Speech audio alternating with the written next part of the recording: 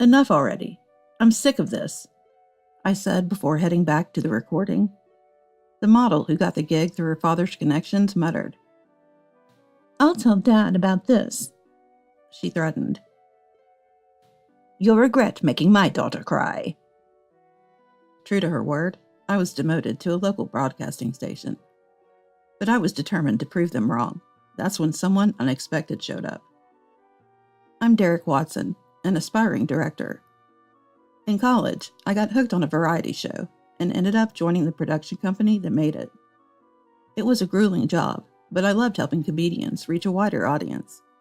Becoming a director who could count on these funny folks was my dream.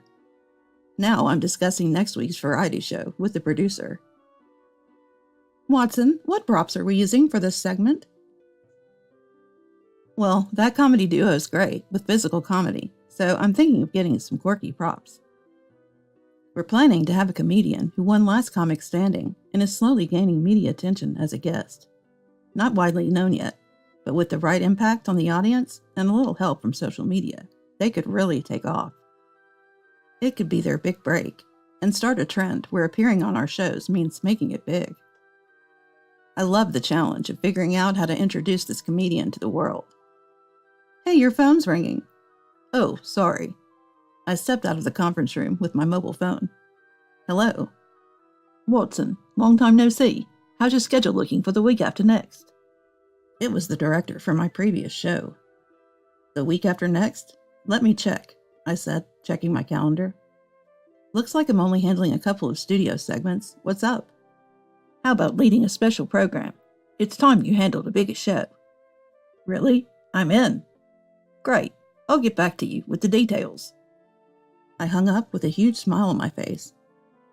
The schedule for our special program arrived from the director, and the day of our first meeting finally came. Looking at the list of trending comedians and celebrities, my mind was like a buzzing celebration. All I could think about was how to make these people shine in our show. While walking and talking with the assistant director who'd been handling the emails, I was approached from behind. Mr. Watson, long time no see. Ah, Mr. Sanders, it's indeed been a while. Heard you're a director now. I'm looking forward to it. Stop it. I'm only here because of the producer.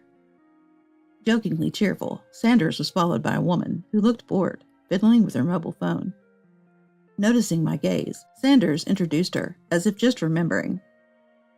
Ah, this is my daughter. She started modeling, so I thought I'd get her on the show. Is that so? Nice to meet you. She briefly glanced my way, then went back to her phone. Her name's Nora. Treat her well. I followed Sanders into the meeting room, laughing along, but with a hint of unease. This special program was apparently using several teenage popular models to capture the young demographic.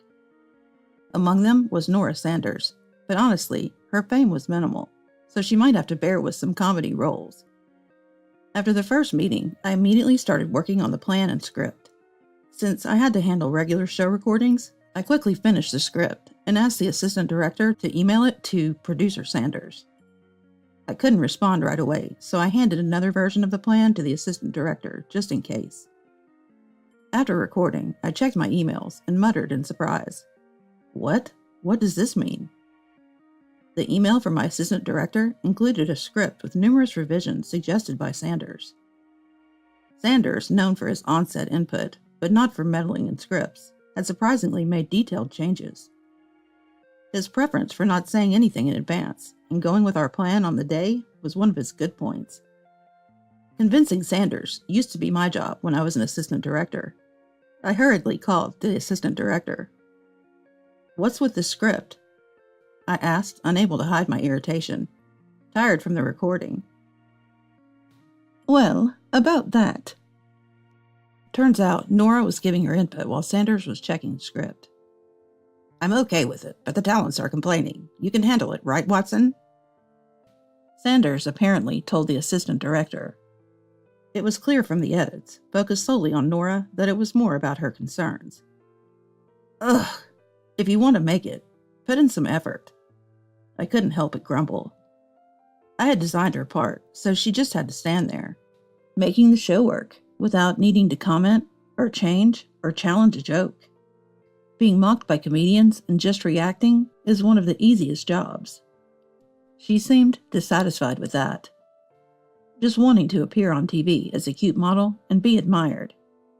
Gain some popularity first, was my real thought, but realizing I'd encounter such talents in the future, I told myself it was a step towards becoming a director of bigger shows. I'll have the script revised, ready by tomorrow night. I told this to the assistant director, who sounded weary from coordinating with Sanders, and then hung up. After several more revisions, I managed to suppress my near-explosive anger as we approached the first day of filming. We planned to shoot introductory shots and brief interviews with the models for a pre-shoot segment. As the models waited in the bus, the assistant director rushed over, looking flustered. "Mr. Watson, Nora hasn't arrived and we can't reach her." Checking my watch, it was the scheduled meeting time. We told each talent to arrive 15 minutes earlier than needed, just for situations like this. Well, she'll probably show up soon. I reasoned she wouldn't miss it after all the fuss about the script. I told the other talents that Nora's previous engagement must be running late, and decided to wait a bit longer. However, my assumption proved wrong. Nora was nowhere to be seen, even after 15 minutes, and there was no callback to the countless missed calls. We can't wait any longer. Let's head out. In the end, Nora never showed up for the shoot. Nora didn't come today. What about her introduction VTR? Editing is next week, right? Have her send a selfie with her mobile phone by this week. After telling the assistant director, I headed home. While editing today's footage, I got a call from Nora. Mr. Watson, it's Nora. When's the reschedule for today? No reschedule. It's just an intro shot, so you were supposed to shoot it with your phone. Uh-huh. Isn't it usually shot professionally? I was at a loss for words. You should have come today if you wanted it shot. You didn't answer your phone, right? I was busy with various things today. Just got free, so I'm calling you now. I could hear dance music and excited girls in the background of Nora's call. Busy partying? What are you talking about? Networking? Business? I was too incredulous to even get angry.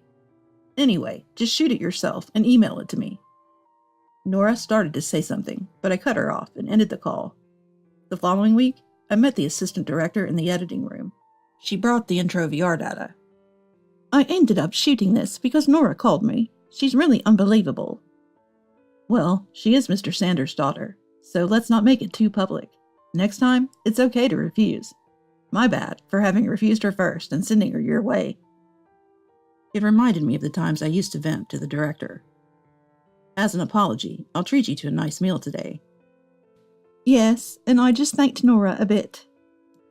You're too simple. Well, it all depends on the footage you shot, right? Got some usable material? Of course, I shot it well. Creating a show together feels like being in a club. I enjoyed the atmosphere of crafting something as a team. A few days later, heading to a 2-part food review shoot, we were again at Nora's mercy. The first part was a food walk around the city, and the second involved a game where the winner gets to eat delicious sweets. During the first shoot, Nora suddenly sat down. My feet hurt, and I can't walk. Despite being told we'd walk around the city, Nora, who came in enamel pin heels, seemed to have developed blisters. We had to stop filming and offered her a Band-Aid. Not this. I need one for blisters. Sorry, this is all we have. Then go buy the right ones. I can't walk otherwise. Initially, the staff and co-stars were worried about Nora, but gradually they began to feel irritated by her selfishness. Sorry, but we're almost at the stop. Can you bear with it until then? Reluctantly, Nora accepted the Band-Aid, seemingly sensing the atmosphere around her. While Nora was getting ready, I focused on chatting with the co-stars to lighten the mood on set. Okay, let's go. And, oh, did my stomach just rumble? Did you hear that? The talents laughed at my joke.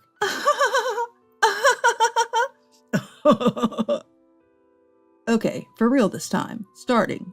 3, 2... We finally made it to the restaurant. While the assistant director was confirming the cooking segment, I sat down and decided to speak with Nora. You know, I think you should have a bit more professional awareness. Not showing up for the shoot or causing delays because of personal issues might seem minor to you, but it's actually quite unprofessional. So, TV is all about pretending? You want me to act like my feet don't hurt? Do you even know what setup means? I'm not saying just endure it, but you knew we'd be walking today, so you could have worn comfortable shoes.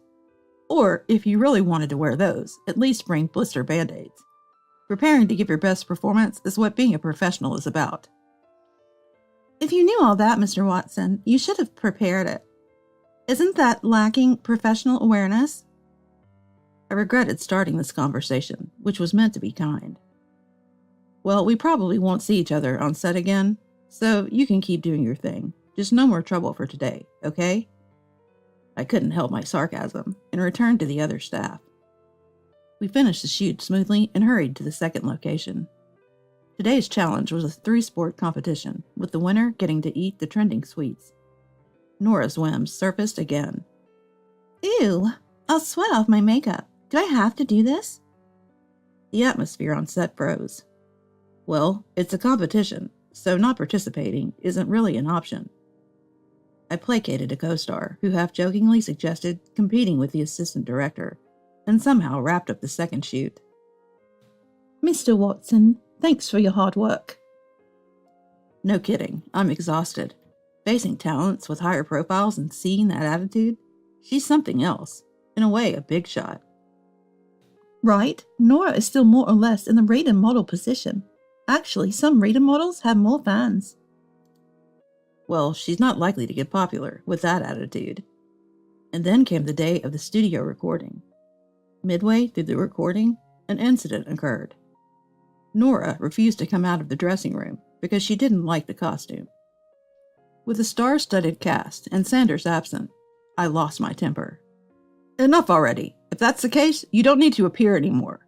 Your scenes today can all be cut, so if you're not satisfied, feel free to leave. I'll tell Dad. I don't care. You haven't shown up on time even once, and you clearly don't have the motivation. We're fed up.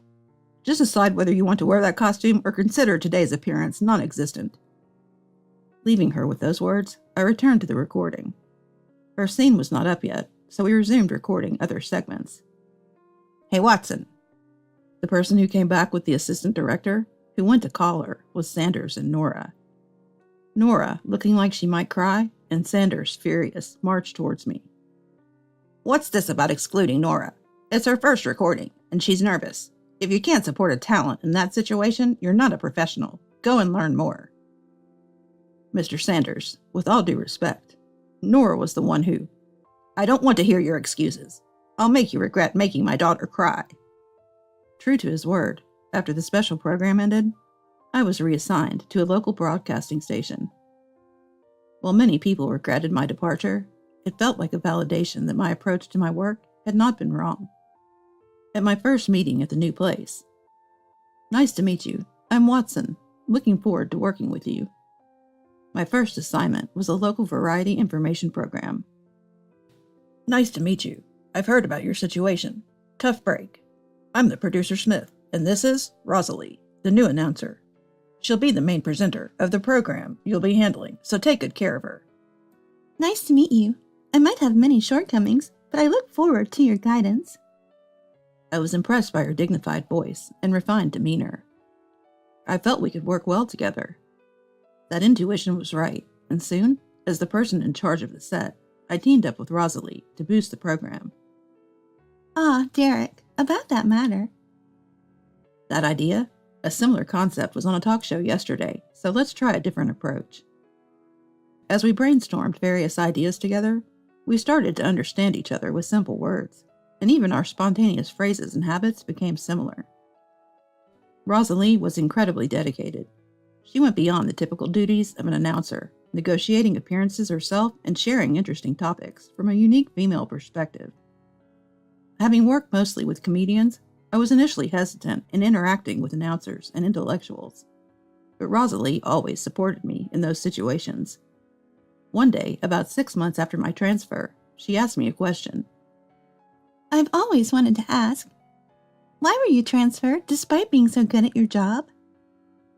Hasn't Mr. Smith told you?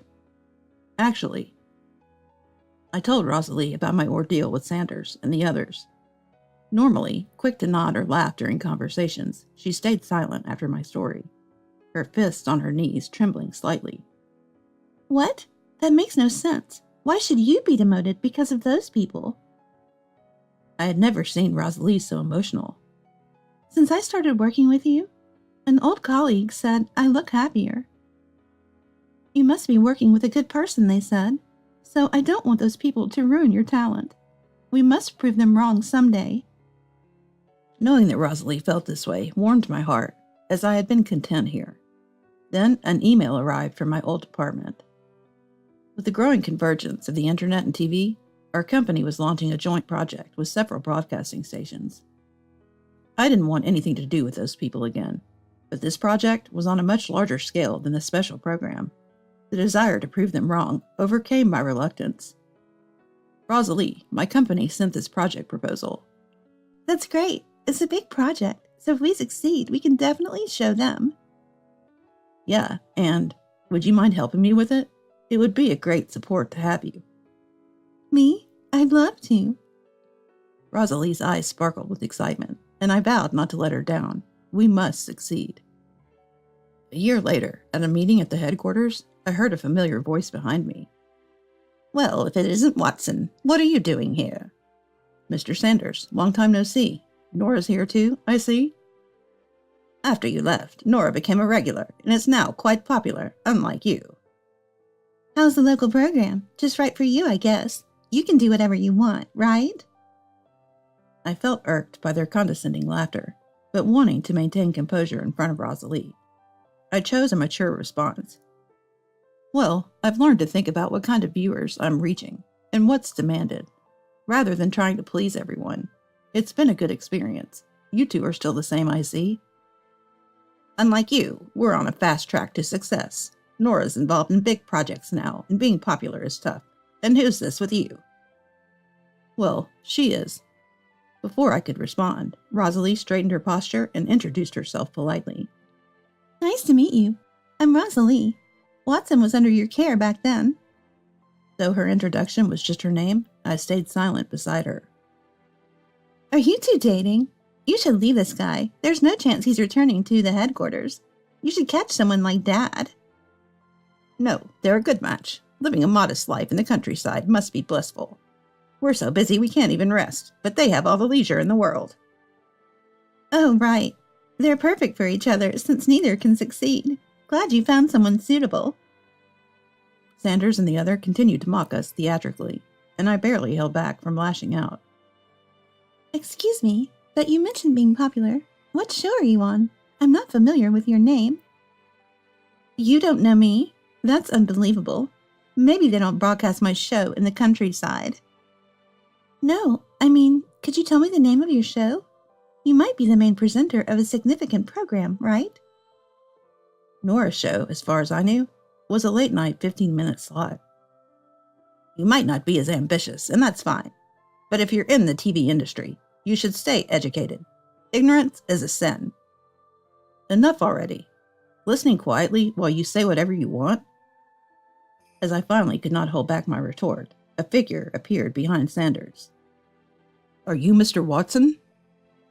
It was the head of the TV station. Yes, that's me, but how do you know my name? See, I told you not to come, Dad. Rosalie's words, tinged with a slight dissatisfaction, caught me off guard. Sanders seemed equally shocked. Dad? I always hear about my daughter from you. She can be quite stubborn, so I hope she hasn't been causing any trouble. Trouble? On the contrary, I'm grateful for all the support she's provided. It dawned on me then. Both the station head and Rosalie shared the last name Nelson. That's why Rosalie didn't mention her last name. Well, that's good to hear. Since meeting you, she's finally started making sense. I've wanted to thank you personally for a while. I'm counting on you to keep looking after her. With those parting words, Mr. Nelson, the station head, left with a smile. I was confused for a while. Hey, Dad. Who was that person just now? Someone important? Idiot, that's the head of the TV station. But she called him Dad. I'm sorry, I had no idea she was the daughter of the station head. While I was dumbfounded by Sanders' sudden change of demeanor, Rosalie merely smiled and turned to leave. Come on, Derek. The meeting is about to start. Let's go. Rosalie pulled me towards the meeting door. On the way back, she explained that she chose a job in the local area because the daughter of the station head, people in the headquarters, wouldn't have taught her properly, being too cautious around her. It seemed almost no one knew she was the daughter of someone in the same industry. Hey, Derek, don't start treating me differently, because I'm the station head's daughter, okay?